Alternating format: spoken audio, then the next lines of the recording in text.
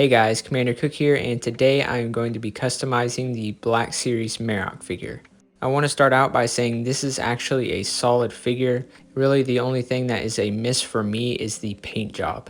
The rust doesn't really look like rust, and the armor isn't really metallic, it's more of a blandish gray. So I'm going to be repainting the armor as well as swapping out some of the pieces of armor. So the first thing I'm going to do is hit the figure with a blow dryer to separate all the pieces, and this is just going to make it easier for me to paint everything, as well as at this point I didn't know what pieces I was going to be swapping out. I did almost break the hand when trying to remove it, and I think it's partially because of the new hand ball joint, but that's definitely not a design issue. I just need to heat it up more next time. So for the armor pieces that I chose to swap out, those pieces were the helmet, the torso piece, the shoulder pads, and the knee pads. The kit that I bought, which I will put the name of the seller and designer on the screen, also came with an extra hilt for when he's spinning his lightsaber and a strap for his cape.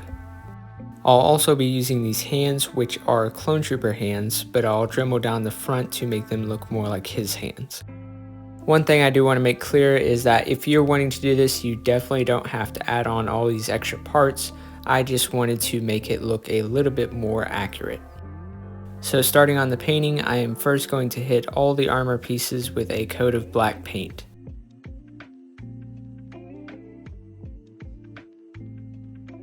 From there, I'll hit those same pieces with this metallic gunmetal gray. I wasn't quite sure on how this was going to work. I thought it might have a sort of glittery look, but it turned out fine.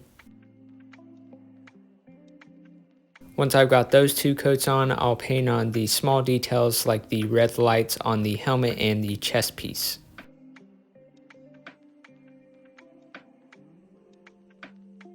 Now for the part that would make or break the figure, and that was the rust effect. For this, I ended up using a orange-brown color and basically just dry brushed that onto the high points and the crevices.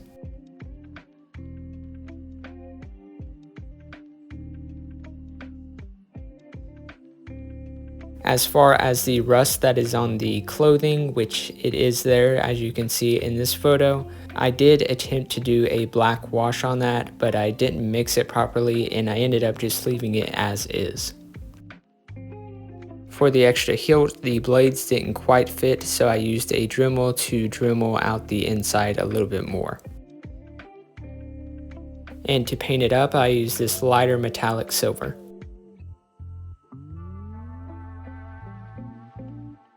As for the cape, I cut off the old strap, painted up the new one, and then glued that on. Now that everything has been painted, I'm going to go ahead and put all the pieces back together. And one thing I forgot to record is how I attached the two torso pieces. Basically, I used some elastic band and I attached the two pieces at the shoulder area and the bottom area of the torso.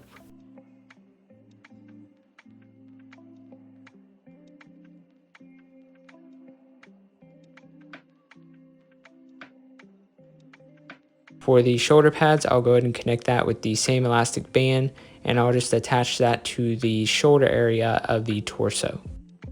Since this torso doesn't have a hole in the back for the lightsaber hilt, all I have to do to connect it is take a little dot of blue tack and then put that on the lightsaber, and it will be able to hold onto the back of the torso. For the final step, I'm going to take that blue tack and use it to connect the helmet.